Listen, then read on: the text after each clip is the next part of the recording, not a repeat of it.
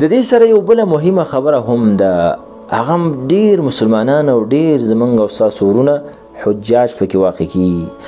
هغه دا د تصویران نن سبا د موبایل د خیولوي مصیبت هم ګرځېدلی دی. یو مصیبت دا دی چې ډیر ورونه او حجاج حاجیان صاحبان دا وي چې تصویر به وباسي، لاس به داسې ونیسي بل ته به کیمره ورکړي، وایي زما تصویر وباسه، لاس به یې داسې جکلی چې زه د دعا په حالت کې یم.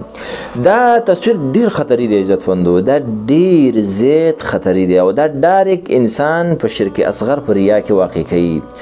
ګوره یو عام تصویر کې د سړی د یو منظر وباسي، یو تاریخي تصویر دی وباسي، څه مسله نشته دی. خپل تصویر دی پکې ویستو جایز دی نه دی جایز، اختلاف دی پکې. اما داسې یو عبادت ښودل دا خو زه په دې کې اختلاف د چا نه یم چې یو عالم په دې کې داسې وایي چې دا به جواز لري.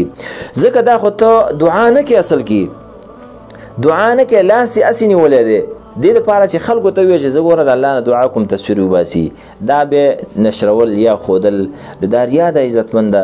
حاجي صاحب محترم داسې نه چې تلی بغیر د څه نه صفا تلی واپس بېرته شرک اصغر سره راشي، اعمال دې ټول برباد شي.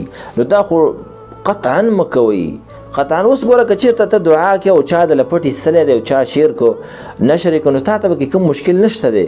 لیکن دا چې ته خپله لاس ونیسي او بل ته موبایل ورکړي زما تصویر وباسه، عزتمندو دا ډېره عظیمه غټه ګناه ده. شرک اصغر دا ګناه کبیره ده عزتمندو، دا ګناه کبیره ده او دا ریا ده.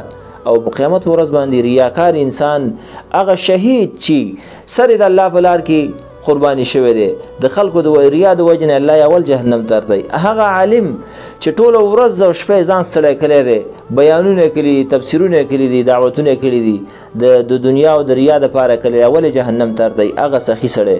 نو حاجي صاحب تا به نه ورتوي، سل پیرې به دې پې ورتوي که داسې عمل کوي. الله دې موږ او تاسو ته د نیکو توفیق راکړي او د خیرخواهي په وجه باندې دا خبره دا تنبیه خپل ورونو ته ورکړه.